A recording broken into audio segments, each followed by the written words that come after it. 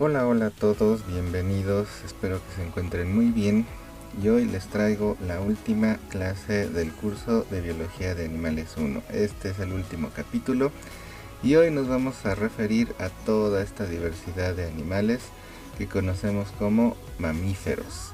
Recuerden que no le vamos a decir clase mamíferos, a pesar de que como son los más cercanos a nosotros, pues seguimos refiriéndonos a ellos como la clase mamalia, pero en realidad ya vimos que no puede ser el nivel de clase.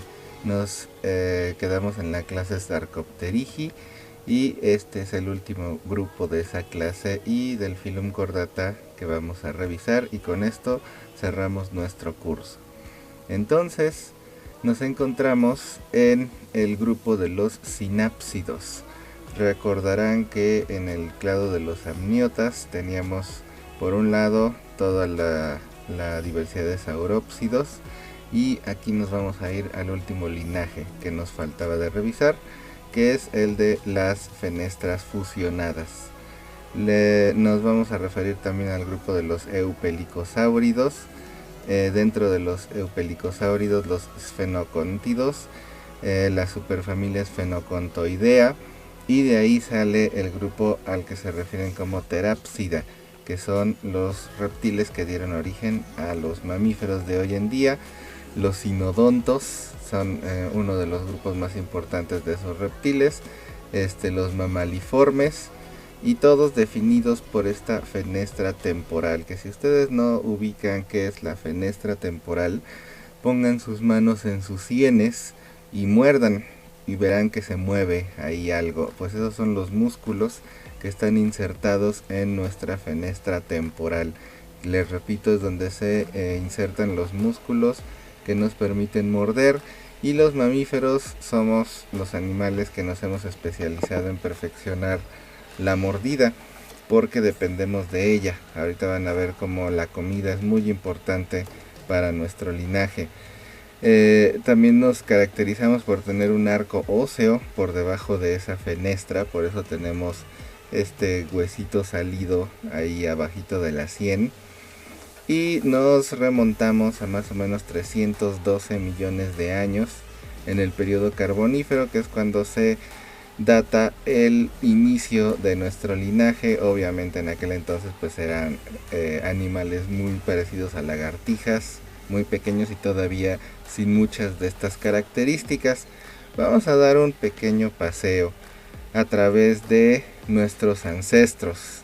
Nos ubicamos entonces en el grupo de los sinápsidos, en el grupo de los eupelicosáuridos, y vamos a llegar a los sfenocontoideos. Vemos aquí algunos de los términos con los que se les conoce en el registro fósil. Nos vamos a ubicar en su auge. De hecho, su auge es uno de los eventos que da inicio al periodo pérmico, que es el último periodo que teníamos en la era paleozoica, antes de la gran extinción que da fin a todo esto.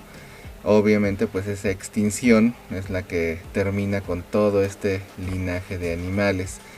Repito, toda la evolución de las fenestras es para la mejor mordida. Tenemos este carácter llamado heterodoncia, que quiere decir que nuestros dientes tienen formas diferentes. No nada más ya tienen sus bases permanentes, como lo habíamos visto en la evolución de los dientes, sino que además ya cada grupo de dientes cumple una función diferente.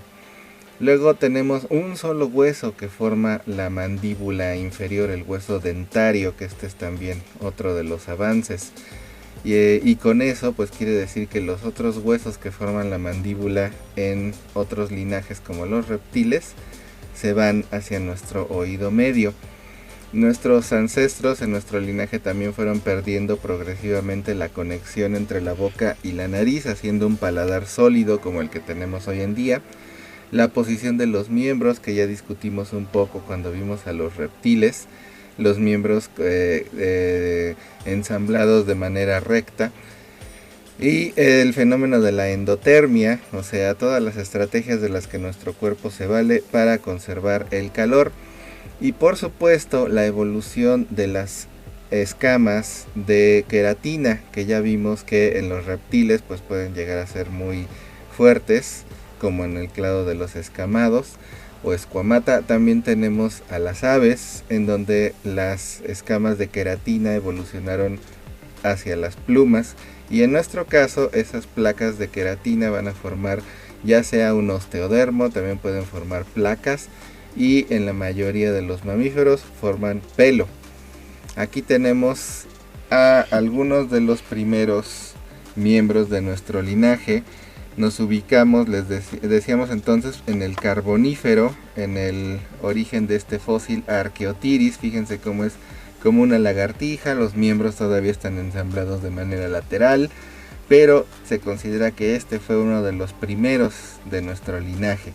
Ya más adelante en el Pérmico encontraríamos estos, los eupelicosáuridos, como el famosísimo Dimetrodón, que es el que ahorita vamos a revisar, y que conservaban muchos rasgos de estas pequeñas lagartijas, pero ya comenzaban a definirse como miembros de nuestro linaje. Aquí tenemos al famosísimo Dimetrodón, aquí tienen las fechas más o menos de los fósiles. Así que vamos a verlos un poco con estos videos que yo les recomendaba de la serie Caminando con Monstruos, que se puede conseguir en DVD. Vamos a ver a los miembros de nuestro linaje, los famosos pelicosaurios. El término pelicosaurio quiere decir lagartija con aleta. Entonces pasamos con los últimos miembros de nuestro linaje. Aquí se los puedo mostrar más con detalle. Ahí tenemos al género Gorgonops, que es el que estábamos viendo, con su dentición más parecida a la de los mamíferos. Fíjense los miembros ensamblados de manera totalmente vertical. También tenemos al Scutosaurus, y este que no salió ahorita, pero sí sale en el documental, en otros videos, el género Placerias. Todos estos pues ya vivieron hasta la extinción del Pérmico y se extinguieron ahí. Fíjense los cráneos como tenían ya su dentición heterodonta. Aquí podemos ver las muelas con las que estos herbívoros molían el alimento. Entonces, ya después de ver a nuestros ancestros, vámonos ahora sí a ver qué es lo que define a los mamíferos actuales. ¿Se acuerdan que les comentaba que estas clases que considerábamos antes, mamíferos, aves, reptiles, tienen características que nos ayudan a diferenciarlos bastante fácilmente? Sin embargo, muchas de ellas son plesiomórficas, no son apomórficas, por eso tenemos este conflicto, ¿verdad? Evidentemente, la primera característica que nos ayuda a definir a los mamíferos es la presencia de pelo, que no es otra cosa más que escamas epidérmicas como las de los reptiles, nada más modificadas para formar pelo. Por eso el pelo no tiene conexión ni con nuestro sistema circulatorio ni con nuestro sistema nervioso, o sea, no sangra, no duele, porque básicamente es tejido muerto, a pesar de que tiene su ¿cómo se dice? Su folículo piloso y está lleno de queratina para el color y todo eso. No es más que un derivado de escamas epidérmicas, igual que las escamas de los reptiles, igual que las plumas de las aves.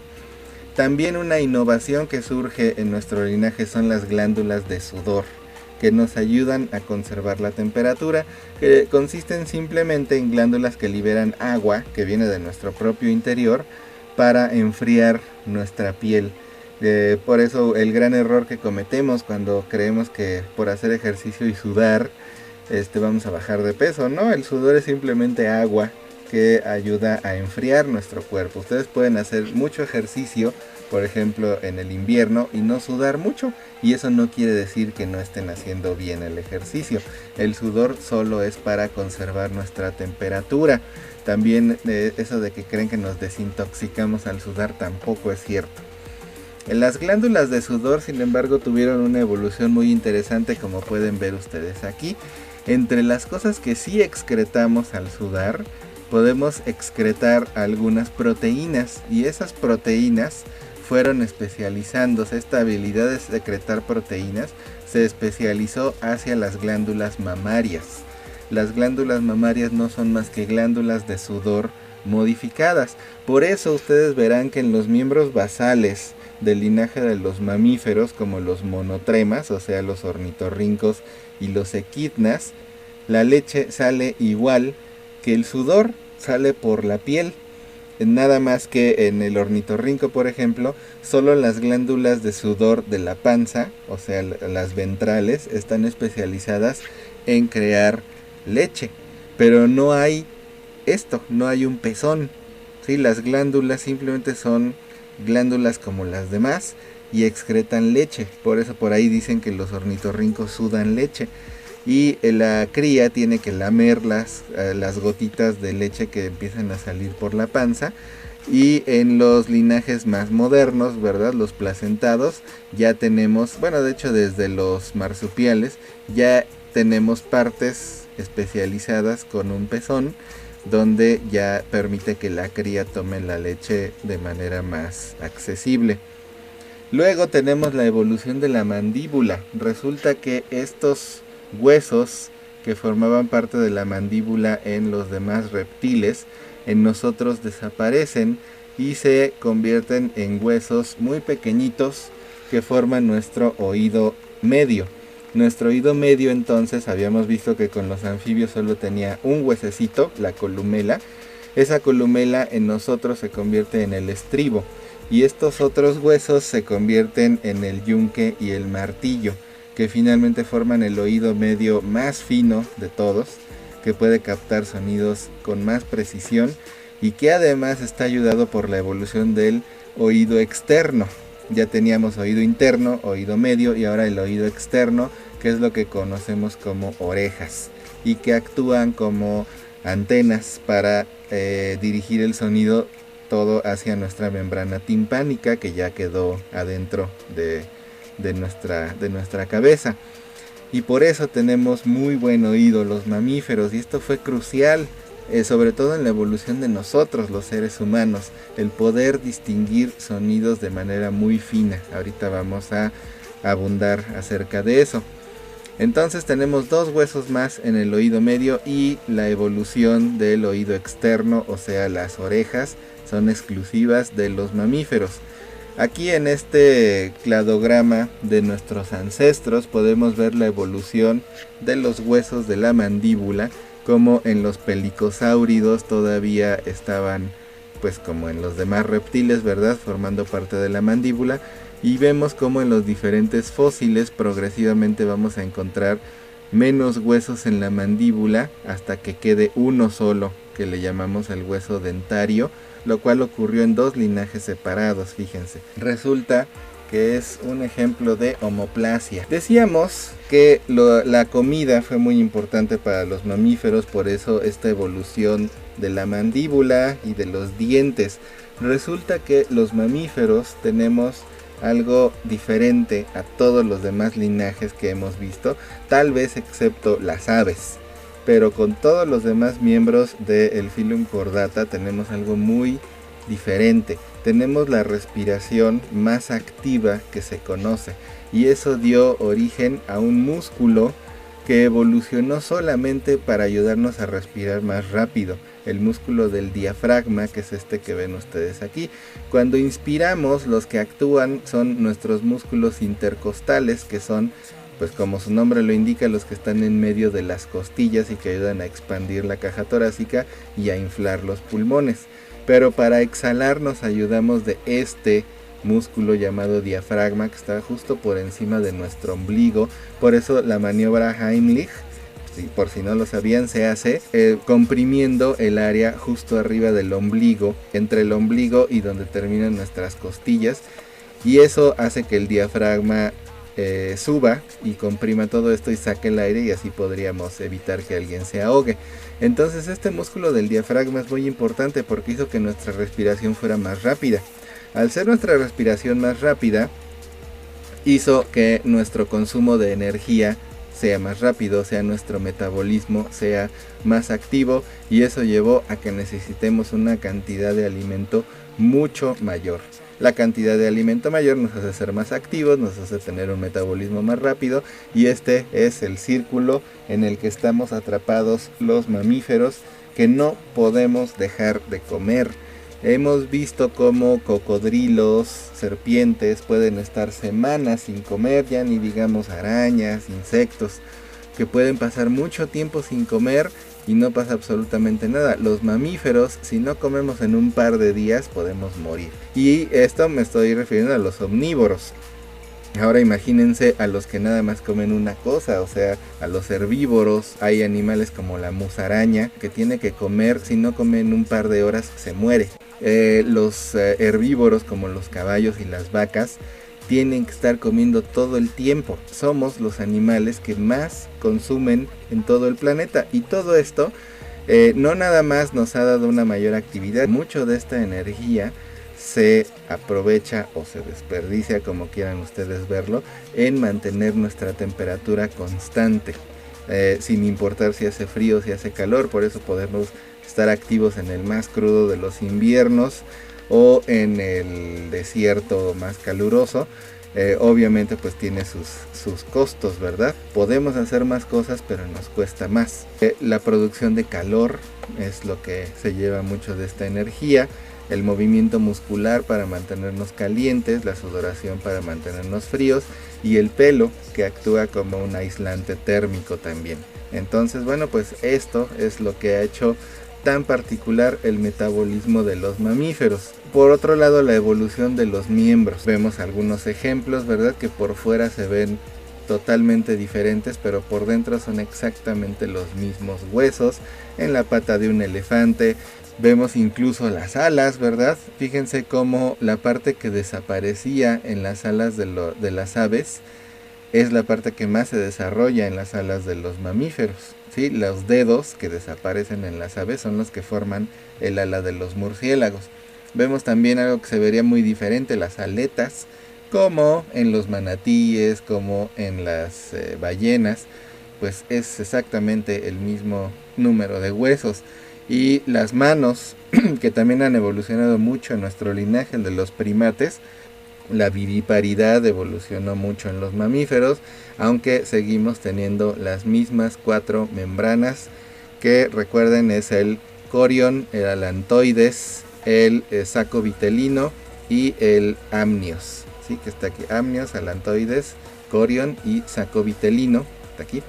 Esas serían las 4 membranas que forman el huevo amniota y que se conservan incluso en la placenta. Yo les mostraba este dibujo cuando hablamos del huevo amniota con los reptiles. Entonces ahí tenemos una de las homologías más importantes.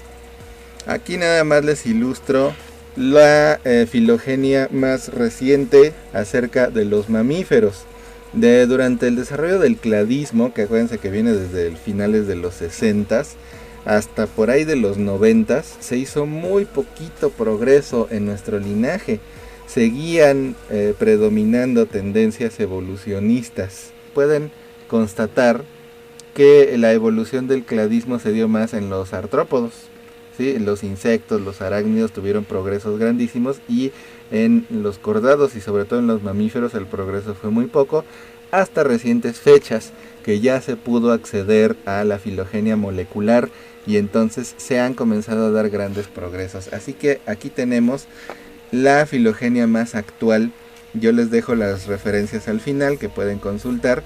Cosas interesantes, bueno, aquí tenemos el primer grupo que se diferencia de los demás, el grupo de los monotremas, que son los que conservan el huevecillo. Luego tenemos el grupo Theria. Acuérdense que Theria viene de Therion, que quiere decir bestia en griego, aunque esto de Therion se le aplica a cualquier animal que esté peludo, ¿sí? Luego tenemos a los dos clados, Metatheria y Eutheria, o sea, marsupiales y placentados, que son los que forman el resto del grupo de los mamíferos. Aquí tenemos todos los marsupiales, pero lo interesante viene aquí, en el grupo más grande, que es el grupo de los euterios o placentados. Fíjense cómo se divide en dos grandes linajes. Uno que va a dar origen a muchos animales africanos, y sudamericanos. Se originó en cuando Sudamérica y África estaban juntos. Aquí tenemos todo un clado conocido como Afroteria de muchos animales endémicos de África. De muchos de estos no vamos a hablar ahorita. Y aquí tenemos otros que se distribuyen sobre todo en Sudamérica, los cingulados y los pilosos. Cingulata son armadillos y toda esa variedad que sí llegan hasta Norteamérica, pero de manera limitada. En Sudamérica es donde hay más variedad. Y pilosa, que son los osos hormigueros sudamericanos y los perezosos. Pero este es nuestro linaje, aquí es donde nos interesa. Tenemos dos grandes grupos. Por un lado, el que nos da origen a nosotros, que está muy interesante porque nuestro grupo hermano son los roedores y los lagomorfos, que son muy parecidos a los roedores. No lo esperábamos, ¿verdad? Pero nuestro grupo hermano más inmediato de los primates resulta que son los dermópteros. Los dermópteros son ardillas voladoras. Bueno, no son ardillas en realidad, les llaman colugos. Y resulta que son los más cercanos a los primates. Esto está bastante interesante. Y por otro lado, totalmente diferente quedan animales que identificamos más con nosotros, ¿no? Como los carnívoros. También tenemos aquí todo el clado de los herbívoros. Aquí quedaron los quirópteros, o sea, los murciélagos. Y los eulipotiflos, que son erizos y todos sus parientes cercanos. Entonces más o menos así queda la filogenia de los mamíferos. No vamos a ver todos los órdenes de mamíferos, pero sí es necesario que al salir de este curso de biología de animales sepan al menos identificar a los más comunes y a los más importantes, ¿verdad? Esto es lo que vamos a revisar de la clase. Aquí se me olvidaron las comillas, pero bueno, acuérdense que no es en realidad una clase, conformada por alrededor de 5500 especies de mamíferos. Vamos a revisar estos órdenes que no son para nada todos, solo son los más importantes. Así que agárrense porque esta será la última vez en el curso que les voy a decir esto. Vamos a revisar la diversidad de este grupo de animales. Empezamos entonces con la subclase Prototeria, que sería la de los mamíferos más primitivos. Y el único orden, el de los monotremas. El orden Monotremata se compone de dos familias: Ornitorrynchidae con una sola especie y Tachyglosidae con 5 especies. Aquí tenemos, pues obviamente no necesita más presentación, el famosísimo ornitorrinco. Y aquí tenemos a los equidnas, que son 5 especies, todos estos restringidos al área de Australia y Nueva Zelanda. Nada más ahí se encuentran y son los únicos mamíferos que siguen poniendo huevecillos. Aquí vemos el documental Origen de los Animales de David Attenborough. Ahí fíjense una filogenia bastante más complicada que la que les acabo de enseñar para los mamíferos. Aquí tenemos el muy primitivo grupo de los monotremas, ¿sí?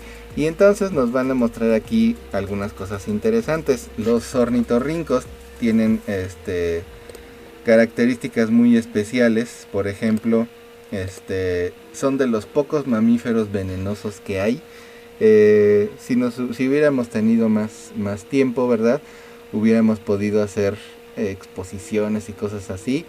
Sobre una de ellas podría ser sobre mamíferos venenosos, que es un tema que no alcanzamos a revisar con más detalle. Ahí tenemos el huevecillo. Fíjense cómo sale el embrión.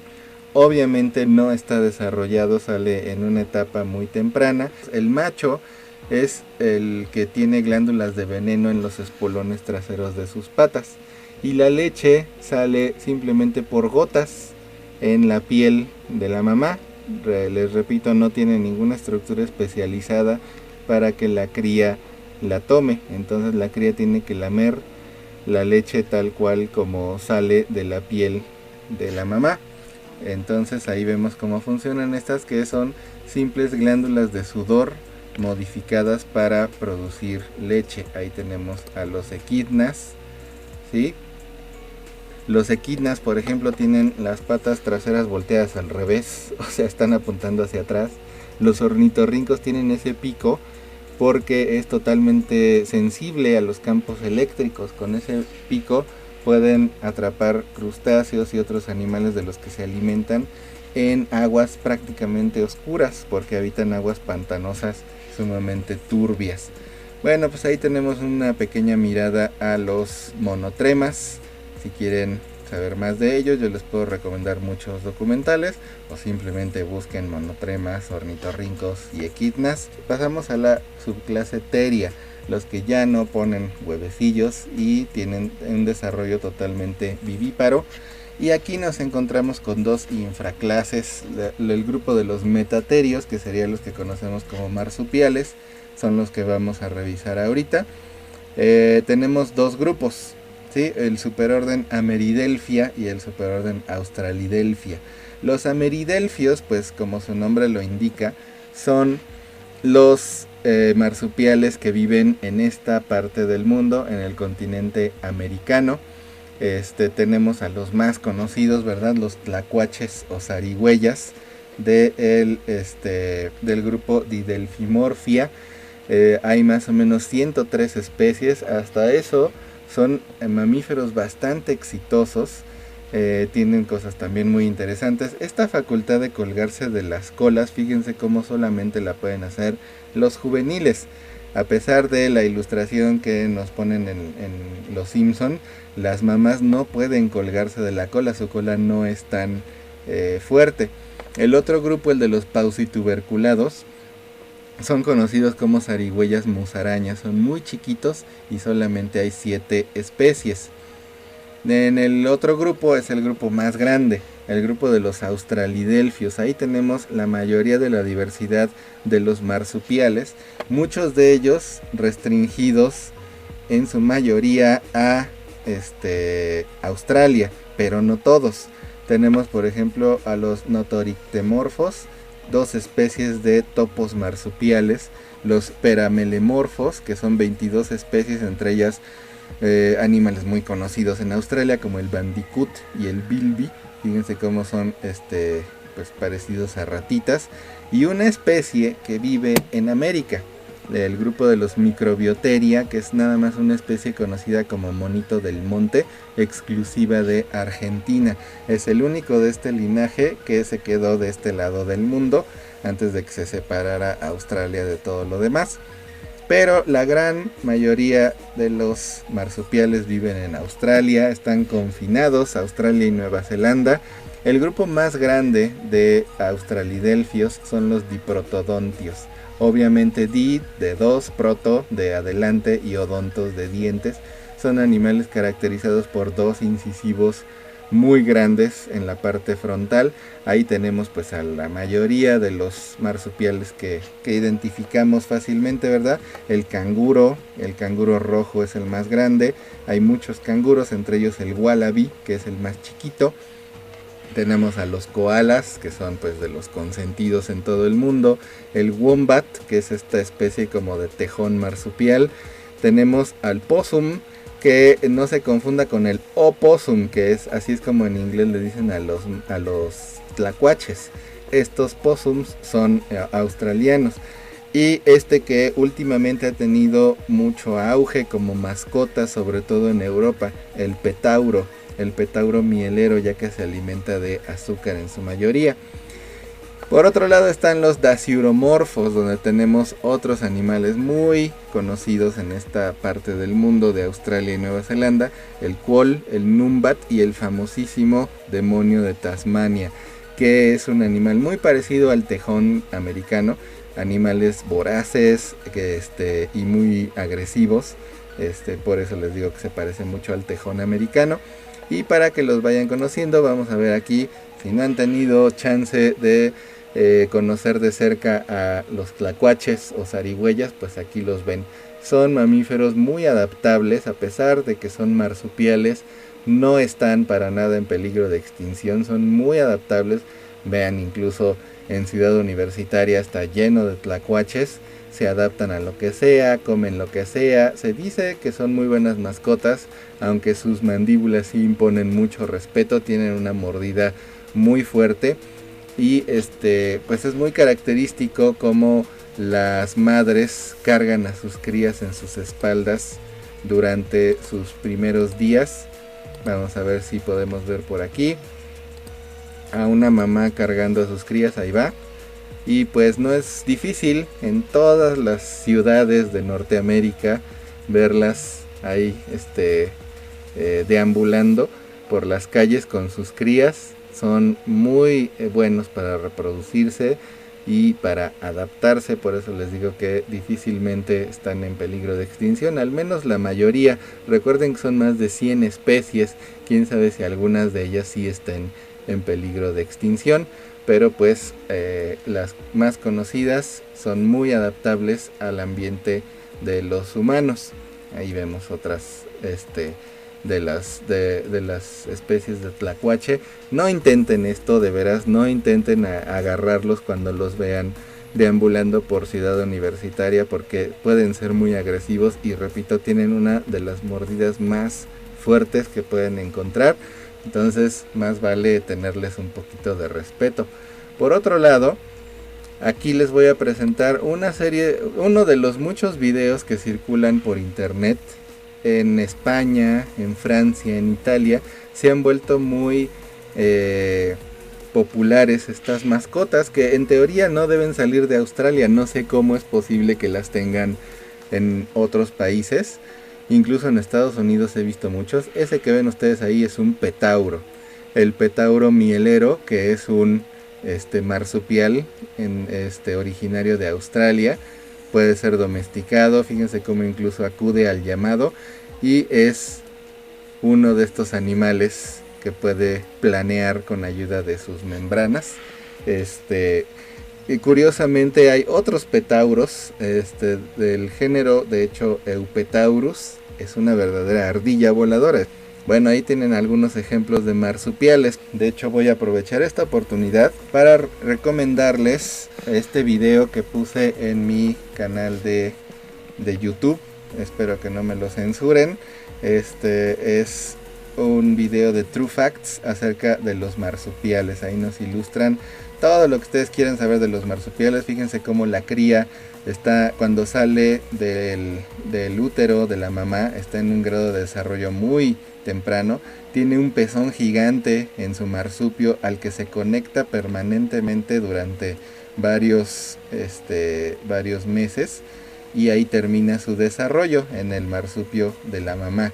Ahí vemos varios marsupiales. Ahora sí que todo lo que ustedes quieran saber de los marsupiales lo pueden encontrar en ese video, incluso cosas muy interesantes como los dientes de los koalas que no se regeneran a pesar de que se desgastan con la vegetación, y por qué se considera al koala uno de los mamíferos menos inteligentes que hay. Fíjense el wombat como cava, y por eso tiene el marsupio viendo hacia atrás, no hacia adelante como los canguros. En fin, cosas muy interesantes de los marsupiales. Pueden ver este video ahí en mi canal. También pueden buscar en YouTube esta serie de videos de True Facts. Yo lo subí a mi canal porque lo subtitulé. Desafortunadamente muchos no, bueno, de hecho no están subtitulados. Intenté subir otro, pero ese ya me lo censuraron. Y les iba a mostrar otro sobre los mamíferos mirmecófagos, como muchos mamíferos han evolucionado exclusivamente para comer pequeños insectos. Tenemos representantes de un montón de linajes que no tienen nada que ver entre ellos, incluso el equidna, ¿verdad? Y que han evolucionado de manera convergente para alimentarse solamente de hormigas. Entonces ahí les dejo estas recomendaciones para que sigan. Ahí les decía los pies del equidna que están volteados hacia atrás, para que sigan aprendiendo acerca de los mamíferos más allá de lo que yo les voy a poder explicar. Ahora sí, entrémosle a la diversidad de los placentados, que son obviamente la mayoría de los mamíferos. Empezamos con el orden Lagomorpha, que son todos los que conocemos como conejos y liebres. Tenemos aquí la característica distintiva para que sepan ustedes cómo diferenciar a los lagomorfos. Fíjense este arco mandibular, ¿sí? que aquí nos lo marcan como rostrum fenestrado, o sea la maxila. Aquí tenemos los molares, son animales obviamente herbívoros en su mayoría. Tenemos los molares y nada aquí, este arco sirve pues para ayudarle a dar fuerza acá, con sus incisivos que son con los que comienza a a comer, ¿verdad? Con estos incisivos arranca las hierbitas y con estos los muele. Es muy característico de animales herbívoros tener este arco sin dientes para darle fuerza a su mordida. Pero lo distintivo del orden Lagomorpha es esto, los incisivos tan grandotes que tienen en el frente están apoyados por pequeños incisivos secundarios que están atrás. Así que tiene dos pares de incisivos, el par frontal y un par pequeñito atrás. Tenemos a la familia Ochotonidae, conocidos como picas, característicos de las partes áridas de Norteamérica, de México y Estados Unidos, y creo que llegan hasta Canadá. Hay más o menos 29 especies, son muy conocidos porque hacen almacenajes de alimento muy grandes para pasar los fríos inviernos a los que se tuvieron que adaptar. Y la otra familia, la familia Leporidae, donde está la mayoría, ¿verdad? 58 especies de conejos y liebres. Ya verán, si se meten a estudiar un poco la diversidad de esta familia, verán que la diferencia entre conejo y liebre de repente es difícil de establecer. Luego tenemos a el grupo más cercano a los lagomorfos, los roedores, el orden Rodentia. ¿Se acuerdan de que siempre hemos visto en los grupos de animales que hay un orden que lo domina todo? En insectos eran los escarabajos, en aves eran los paseriformes y en mamíferos son los roedores. La gran mayoría de las especies de mamíferos están en este orden, el orden Rodentia, donde tenemos varios grupos por abajo de orden, pero por arriba de familia. Tenemos, me parece que son subórdenes, el suborden Histricomorpha, que son los capibaras, agutíes y otros animales característicos de Sudamérica. Aquí tenemos al roedor más grande que hay. Los miomorfos, que es la gran mayoría de las especies, chéquense, que es mio viene de ratón, o sea, todos los que conocemos como ratones y ratas.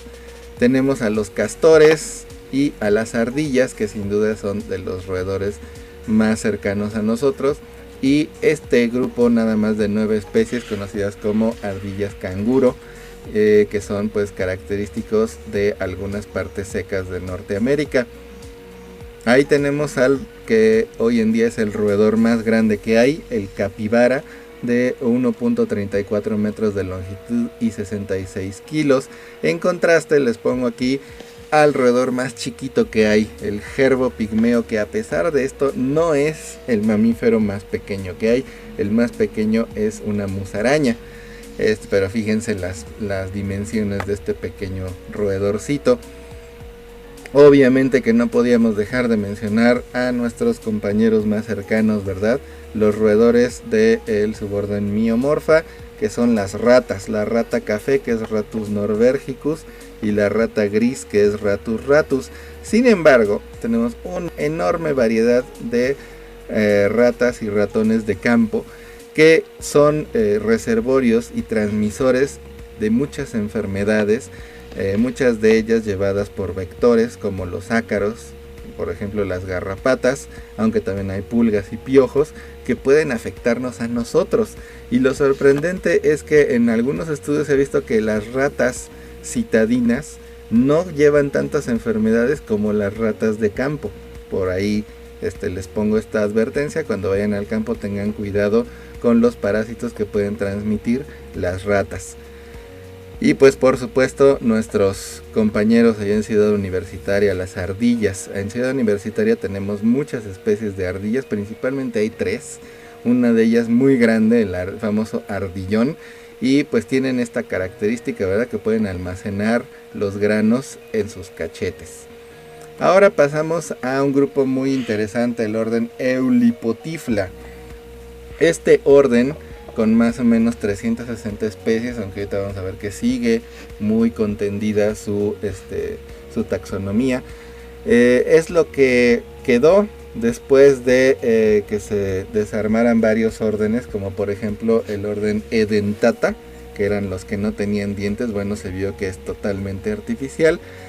Les decía yo que gracias a la filogenia molecular en recientes fechas se han hecho muchos arreglos y este es uno de los órdenes que surgieron a partir de entonces, no tiene más de 30 o 20 años de antigüedad y se compone de varias familias. La familia Erinaceidae, que son los erizos, que hoy en día también son mascotas muy populares, los orícidos, que son las musarañas. Aquí tenemos al mamífero más pequeño que hay y también a los mamíferos más voraces que encontramos. Las musarañas tienen que estar comiendo todo el tiempo, tienen el metabolismo más rápido que hay.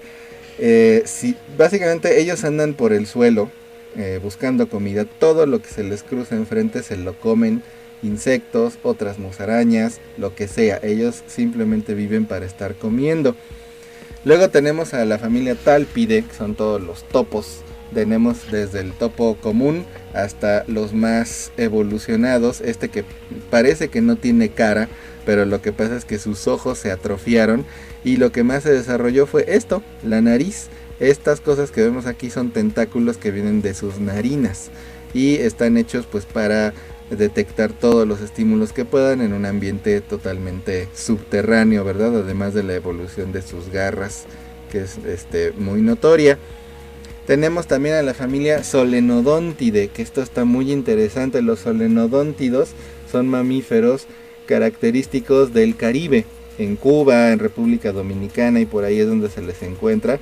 Solenodóntido quiere decir dientes con surcos.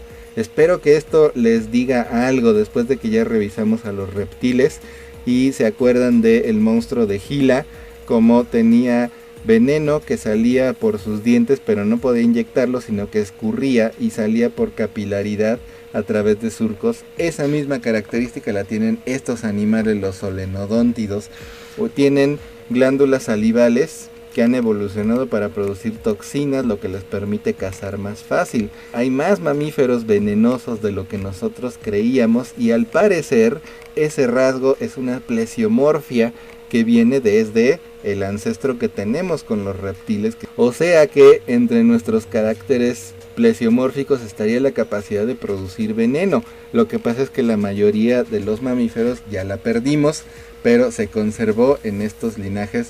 Hay una referencia que les pongo aquí de que a pesar de que este orden Eulipotifla viene ya de varias revisiones filogenéticas, todavía estas familias, las de los erizos y de las musarañas, al parecer no son grupos naturales y todavía va a tener que arreglarse más.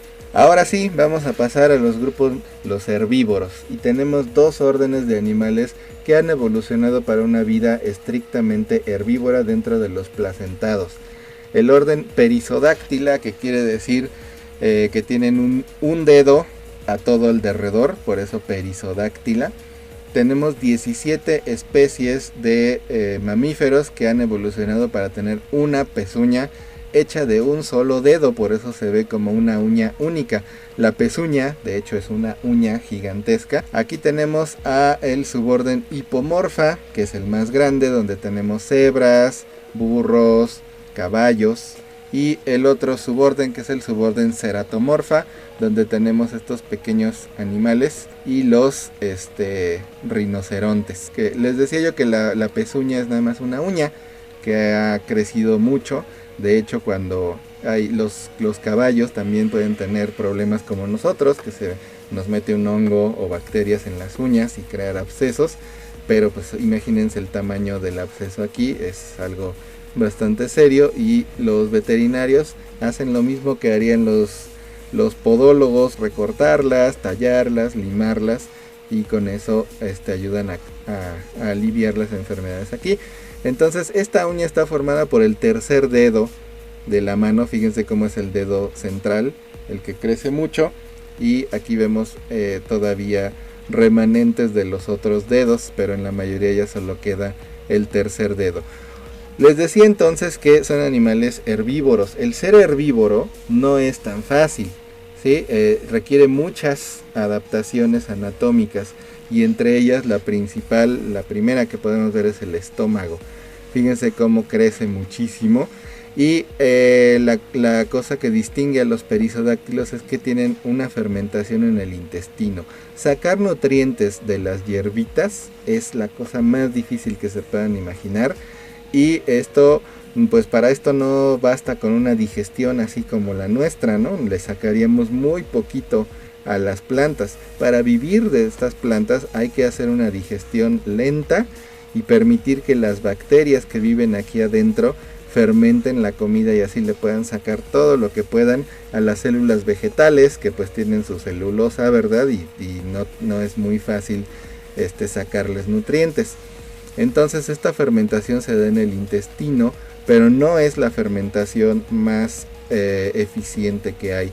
Por lo tanto, los caballos, las cebras, los burros tienen que estar comiendo todo el tiempo, literalmente todo el día tienen que estar comiendo, porque ni siquiera tienen la capacidad de rumiar. Para que empiecen a ver cómo el adaptarse a comer solo hierbas es muy difícil, pero donde lo vamos a acabar de ver es aquí, en el orden Artiodáctila. Fíjense cómo el número de especies es sumamente disparejo. Los artiodáctilos son con mucho los herbívoros más exitosos, por lo menos dentro de nuestro linaje, y yo me atrevo a decir en todo el reino animal, son por lo menos unos de los herbívoros más exitosos que hay. Artiodáctila quiere decir que tienen su pezuña dividida en dos. Aquí no es nada más el dedo medio el que forma la pezuña, sino son el segundo y cuarto dedos. Y la fermentación se da en el estómago, no en el intestino, lo cual hace una fermentación más eficiente, pero conlleva muchas adaptaciones muy extremas. Tenemos el suborden Tilópoda, donde tenemos un estómago tricavitario. Tenemos aquí camellos, llamas, guanacos, dromedarios, todos estos animales estrictamente herbívoros que hay en África y en Sudamérica. Tenemos el suborden Suina con un estómago bicavitario. Estos no son totalmente herbívoros, son más o menos omnívoros. Los más especializados evidentemente es el suborden Ruminantia, que son los que tienen el estómago tetracavitario, y estos son los que más nos dan de comer. Aquí tenemos cabras, tenemos ovejas, tenemos vacas. Tenemos otros animales que no nos comemos, ¿verdad? Como las jirafas. Si algún día se preguntaron cómo duermen las jirafas, pues es esto.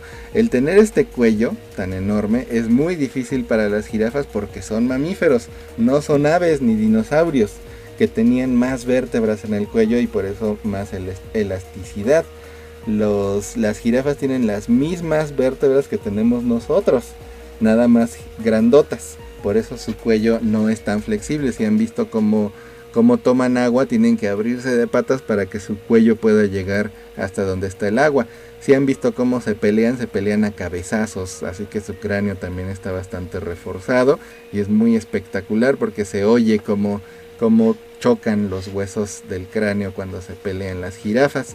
Entonces lo interesante aquí es cómo los rumiantes han evolucionado para sacarle todo lo que puedan a las plantas, y el que una vaca pueda desarrollar esta masa muscular y además desarrollar leche a través de hierbas es un milagro de la evolución. Las hierbas, ustedes échense a la boca un puñado de pasto y va a salir exactamente como entró, aparte de que les va a dar diarrea porque nuestro sistema digestivo no está pero ni de cerca adaptado para comer hierbas. Para eso necesitaríamos un sistema digestivo así de evolucionado. Fíjense el tamaño del estómago. Esto tiene muchas consecuencias que solo apreciaríamos si nos metemos un poco a la veterinaria de estos animales de granja. Afortunadamente ahora hay programas en el Nat Geo Wild donde pueden ver cosas así. Pero por ejemplo, los rumiantes no pueden prácticamente acostarse. Sí se acuestan, pero pararse es muy difícil. Si se acuestan, corren el riesgo, por ejemplo, de que este enorme estómago que tienen aquí se tuerza. Y eso puede matarlos, simplemente. Hay una afección en veterinaria que se conoce como abomazo desplazado. El abomazo es una de las cámaras de su estómago. Y si se desplaza, puede matarlos, básicamente. Entonces hay que tratarlos con un veterinario. Y para parir las vacas tienen que estar de pie, pero obviamente pues se cansan y se acuestan, lo cual es muy peligroso y también puede matarlas. Entonces algo tan sencillo para nosotros que no tenemos todas estas adaptaciones, como acostarse, dar vueltas, ¿verdad?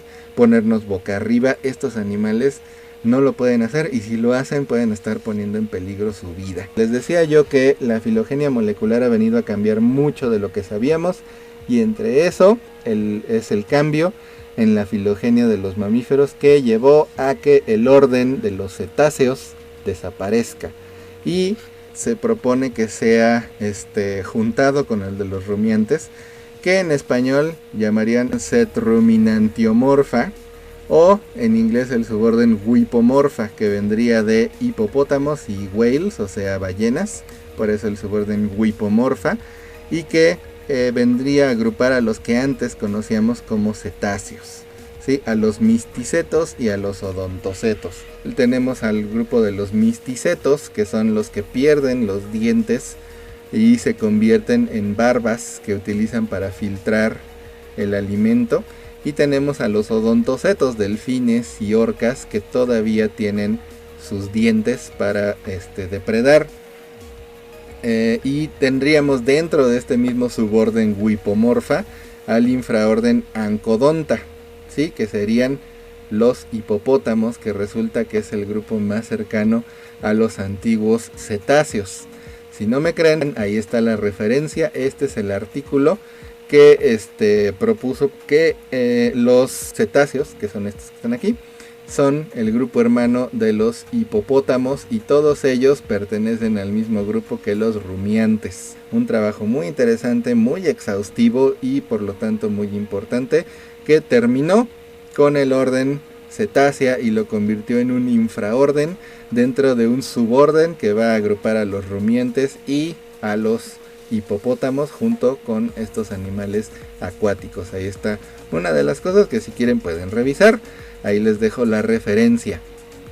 Pasemos ahora a otro orden de mamíferos acuáticos, que estos sí se especializaron en solamente comer hierbitas, los manatís. El manatí, hay 4 especies. El manatí antillano, que es el más común, lo tenemos hasta en Veracruz, si no en vida libre, por lo menos sí en el acuario de Veracruz, se los puede ver fácilmente.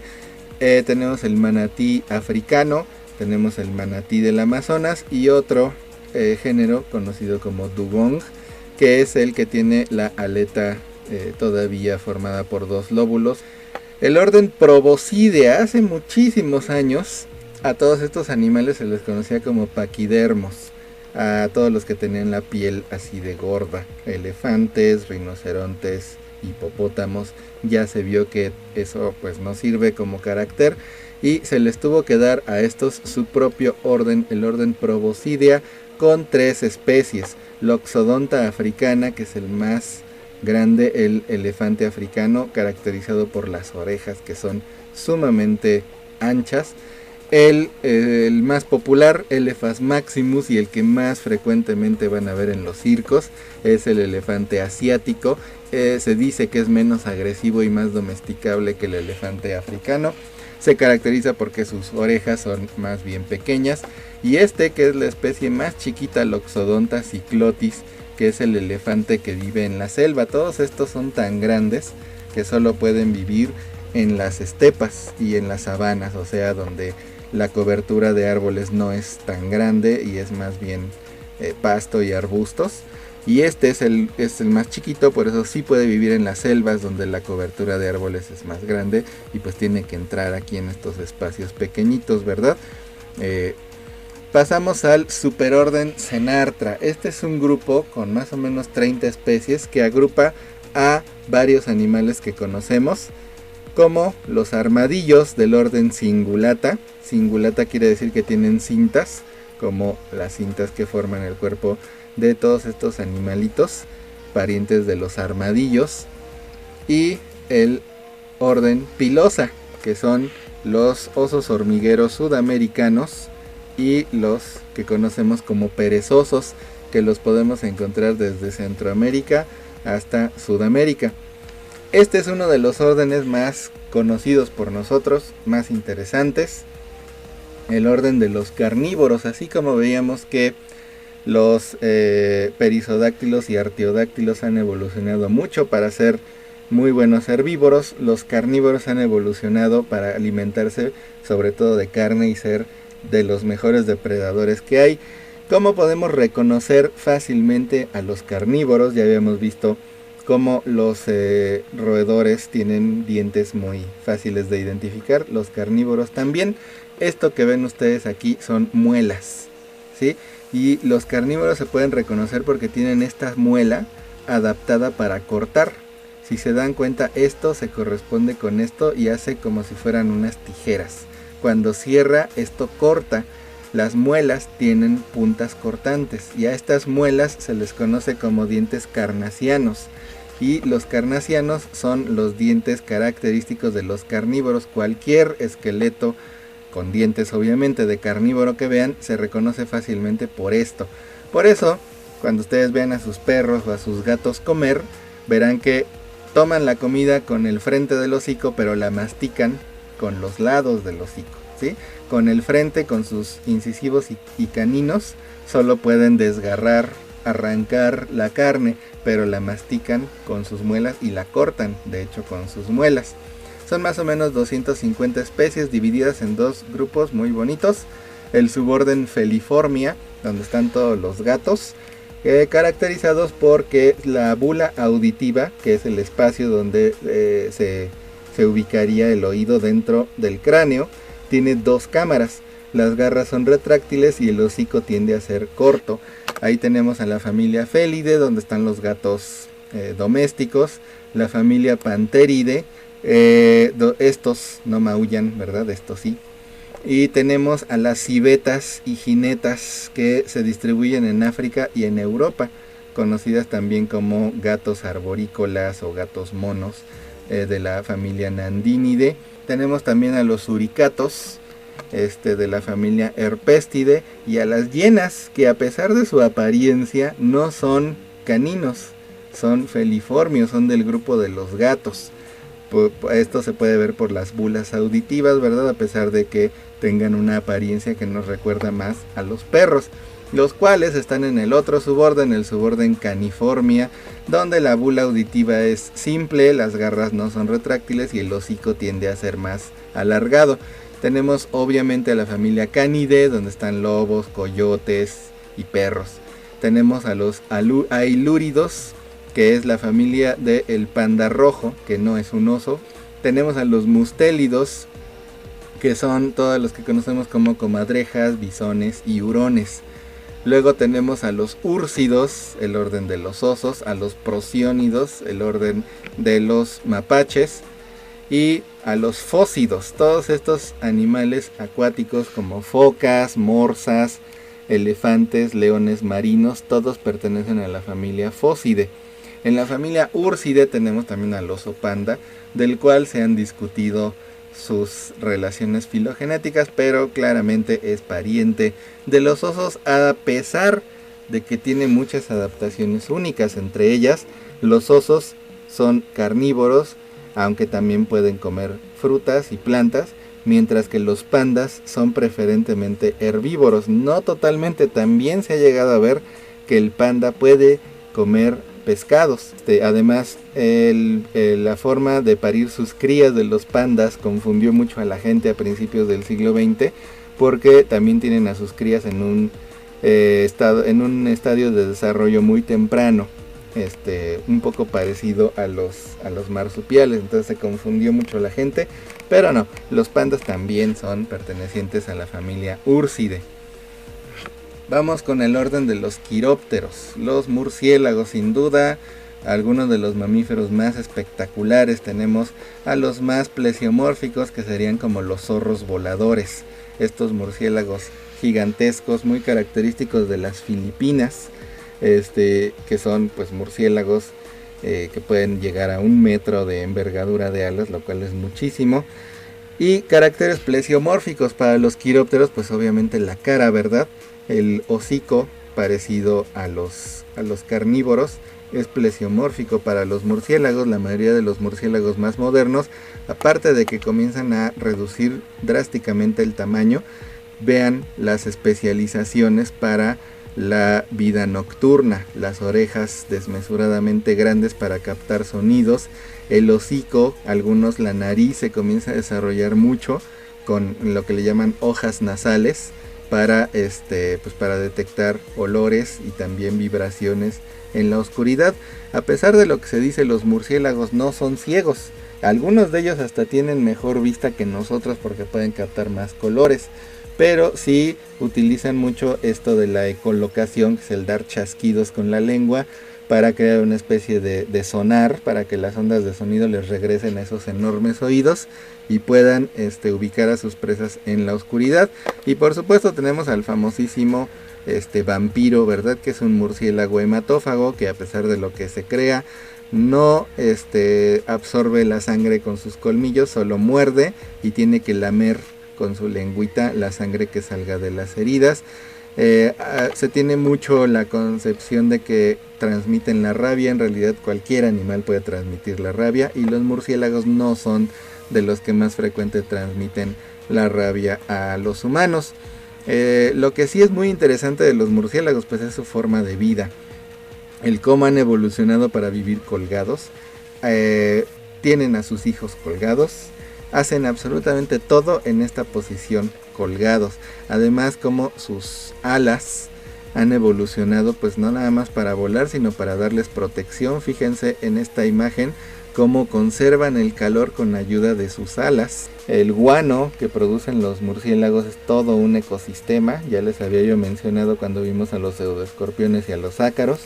Y bueno, no nada más habitan cuevas. Si ustedes están por la Torre Latinoamericana en la noche, pueden ver murciélagos volando de un edificio a otro. Si ustedes dejan una habitación abandonada cerca de la costa, por ejemplo Alvarado, Veracruz, o en Chiapas, y luego la abren después de mucho tiempo, van a tener una bandada de murciélagos viviendo ahí. En recientes fechas se les ha tenido mucho miedo. También se ha dicho que la pandemia esta del coronavirus viene a través de los murciélagos, pero pues hay muchas discusiones al respecto, ¿verdad? Entonces, bueno, también es un grupo muy grande, fíjense, 1250 especies, es el segundo grupo de mamíferos más grande después de los roedores. Ahora vamos con este grupo de dermópteros. Fíjense que ya habíamos visto un orden llamado Dermaptera, que son las tijerillas, pero la A quería decir que no tienen alas. Dermóptero es el orden de los mamíferos conocidos por ahí como colugos. También, si les dicen ardillas voladoras, pues es un nombre que no dice mucho, porque hay verdaderas ardillas del orden suborden de los roedores, que sí son ardillas y también tienen esta adaptación para planear. Los dermópteros son solamente 2 especies, a pesar de que hay muchísimas fósiles, solamente 2 llegaron hasta nuestros días: Cynocephalus volans y Galeopterus variegatus. Las 2 son endémicas de Asia. Y ¿por qué las pongo aquí si son endémicas de Asia? Bueno, resulta que según las últimas filogenias, este es el grupo hermano de los primates. Esto que ustedes ven aquí, el cómo despliegan su membrana, se le conoce como patagio a esta membrana con la que pueden planear. Son animales arborícolas, no escalan muy rápido que digamos, son un poco torpes al escalar, pero una vez que llegan a la punta del árbol pueden, se pasan la mayor parte del día buscando comida. Son frugívoros en su mayor parte, aunque también pueden alimentarse de insectos en la parte alta de los árboles, y utilizan esta adaptación para pasar de un árbol a otro de manera más fácil. Y pues lo interesante es eso, que resulta que es uno de el grupo de mamíferos más cercano a nuestro orden, que es el orden de los primates, y que es con el que vamos a terminar esta clase. El orden primates, con más o menos 447 especies, no son poquitas hablando de mamíferos, que es el orden en el que nos encontramos nosotros, caracterizados por muchas cosas, entre ellas el pulgar oponible, ¿verdad?, que se ha perdido secundariamente en algunos. Se divide en 2 grupos muy interesantes. El suborden Strepsirrhini, donde encontramos 134 especies, conocidas como lemúridos y todos estos otros animalitos. El nombre Strepsirrhini quiere decir nariz mojada, que quiere decir que su cara en general se parece todavía mucho a los demás mamíferos, con esta nariz mojada, ¿verdad? Como la de los perros y la de los gatos.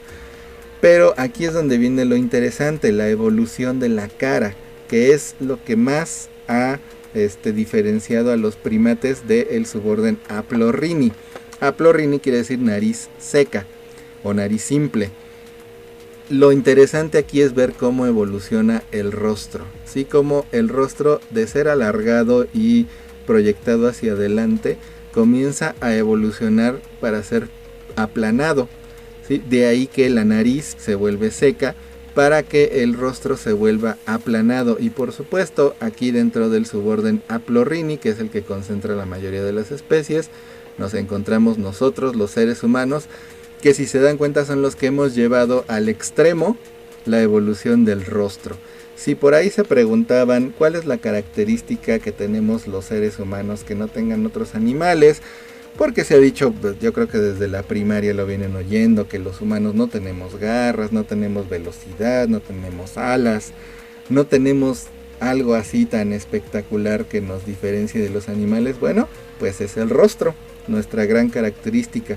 Porque si se dan cuenta, los primates hemos evolucionado para comprendernos sin hablar, para la expresión facial, y por eso es la evolución del rostro, de la nariz seca, porque al podernos expresar con gestos de la cara, el que nuestro rostro sea aplanado quiere decir que los músculos aquí se han podido desarrollar para poder hacer expresiones muy complejas.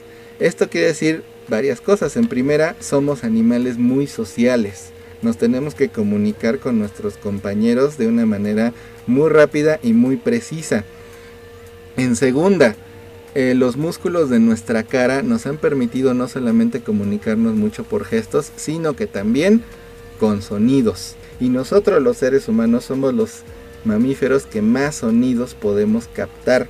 Podemos diferenciar entre una vocal, ¿sí? Entre una A y una O, lo cual está fuera del alcance de cualquier otro mamífero. Por eso hemos podido llegar hasta la evolución del idioma, del lenguaje, que es pues ya el grado máximo, ¿verdad? Nuestro oído puede detectar diferencias de sonidos sumamente finas, y con estos músculos de la cara podemos nosotros generar este tipo de sonidos, podemos vocalizar y hablar. Entonces hablemos un poco de nuestro linaje, ¿verdad?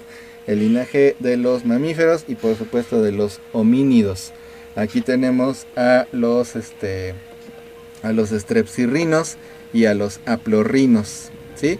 Y nos vamos a ubicar hace más o menos 7.5 millones de años, que es cuando se comenzó a dar la evolución de nuestro linaje. Obviamente somos un linaje bastante joven. Aquí tenemos a los homínidos más conocidos, ¿sí? Australopithecus afarensis, que se creía que era el más antiguo. Ahora ya tenemos representantes más antiguos. Obviamente la capacidad craneana es lo que ayuda a distinguir a los homínidos. La capacidad craneana mayor a 600 centímetros cúbicos. La gran evolución del rostro ya completamente vertical y aplanado. Y pues varios caracteres de la mandíbula y de los dientes. Aquí tenemos al que hasta hace algunos años era el representante más antiguo de nuestro linaje de homínidos, Australopithecus afarensis, también conocido como Lucy.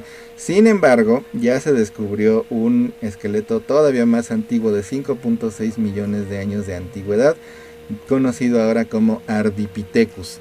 Las características que hay que tomar en cuenta, primero que nada, la evolución de la rodilla y de la cadera, lo que le da ya una posición totalmente erguida. Antes de que se descubrieran estos esqueletos, cuando se representaba a nuestros ancestros homínidos, se les representaba caminando como los gorilas, o sea, hacia adelante y apoyándose todavía en sus extremidades delanteras. Lucy ayudó a aclarar mucho eso, como la pelvis y la rodilla ya estaban orientadas igual que nosotros, así que ya no se apoyaban en sus manos, ya podían caminar perfectamente erguidos en posición bípeda. Pero ¿qué le falta a Lucy para ser como nosotros? Bueno, fíjense el cuello. El cuello está proyectado hacia adelante, igual que en los demás simios. Lo que quiere decir que la cavidad de nuestra garganta, a la que conocemos como laringe, todavía no se puede desarrollar al extremo que se desarrolla en nosotros. Nuestra laringe está muy desarrollada a lo ancho, y esto ha permitido que nuestras cuerdas vocales se desarrollen mucho, y por eso podemos emitir sonidos tan finos como los que necesitamos para desarrollar el lenguaje. Dicho en otras palabras, nuestros ancestros homínidos todavía no podían hablar, no podían haber desarrollado un lenguaje como el de nosotros, porque su laringe no se los permitía. Aquí tenemos algunos representantes. Uno de los hechos más importantes en la evolución del ser humano fue esto que se detectó hace más o menos 15 años, la duplicación del gen SRGAP2, que resulta que es un gen vinculado al desarrollo de nuestras conexiones dendríticas, o sea, sinapsis. Y al duplicarse este gen, pues permitió que nuestro encéfalo creciera mucho. Aunque lo que le dio verdadero desarrollo desde el principio a nuestra capacidad craneana, o si lo quieren ver desde un punto de vista más darwiniano, la consecuencia de que nuestra capacidad craneana evolucionara fue el desarrollo de la comunicación. Lo que más se desarrolla en nuestro cerebro es la parte que procesa los estímulos. Esa es la corteza cerebral, la que dice, ok, recibí este estímulo, voy a dar esta respuesta. Por eso nuestras respuestas son sumamente más complejas que en otros animales. Aquí tenemos, bueno, algunos de los representantes de nuestro linaje. ¿Sí? Se cree que estos dos convivieron en un mismo tiempo, y que algunos dicen que el Homo sapiens no extinguió al Homo neanderthalis, sino que nos hibridamos. Aquí volvemos a ver unos ejemplos de el Australopithecus afarensis. ¿Sí? Fíjense cómo el cuello se tiene que volver totalmente vertical para desarrollar la capacidad de comunicarnos. Ahí abundan los documentales al respecto si quieren ahondar en el tema. Se cree que la capacidad de comunicarnos a un nivel muy fino, tanto con gestos como con palabras, fue lo que nos ayudó a pues hacer la especie preponderante de todas las otras especies que hubo del género Homo, pero todavía hay muchas discusiones al respecto. Se los ilustro con estas dos imágenes. Hay una teoría que dice que el Homo ergaster evolucionó más o menos hace 2 millones de años, y de ahí se dispersó a todo el mundo. Entonces, en las diferentes regiones, Asia, África y Europa, el mismo Homo ergaster dio origen a todas las demás variedades de nuestra especie de manera aislada, aunque después hubo entrecruzamientos, ¿verdad? Y a esto se le conoce como la teoría de la multirregionalidad, ¿sí? O continuidad multirregional. O sea, una migración de África, que salió de África y que se expandió por varias regiones, y las características evolucionaron independientemente en todas las regiones para llegar a ser los Homo sapiens modernos en las diferentes regiones. La otra, que es la más apoyada, es la Out of Africa, que ellos proponen que no, que los hombres modernos no evolucionaron separados en las diferentes regiones, sino que todos venimos de África. Por eso se llama la teoría Out of Africa, que hubo una primera migración hace 2 millones de años que dio origen a los humanos arcaicos. Aquí hay una gran discusión de qué es un humano arcaico, y la discusión es muy taxonómica, o sea, Homo neanderthalis, Homo erectus, Homo ergaster y todos estos representantes del género Homo, ¿son especies diferentes o son miembros de la misma especie?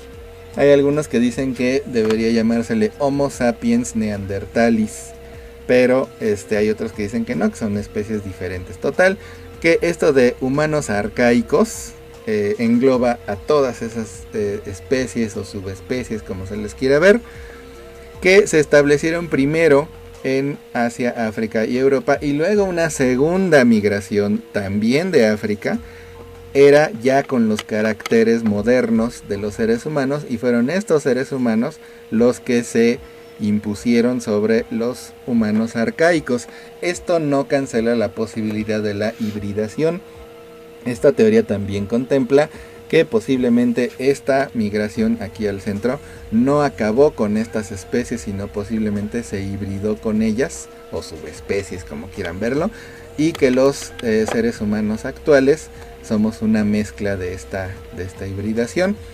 Ya nada más para terminar, aquí les dejo una gráfica con la diversidad de los diferentes órdenes de mamíferos. Vean cómo los roedores, que están en azul, es el grupo que se lleva la mayoría de la diversidad de los mamíferos. En segundo lugar, los murciélagos. Luego vendrían los oricomorfos, si es que separamos musarañas del resto de los eulipotiflos. Y después vendría nuestro orden, el orden de los primates, así que tampoco somos tan poquitos. Bueno, pues con esto llegamos al final de la clase. Aquí les dejo la bibliografía por si quieren revisar los avances en la filogenia de los mamíferos, ¿sí? Y pues con esto daríamos por terminado nuestro curso. Esta sería la última clase.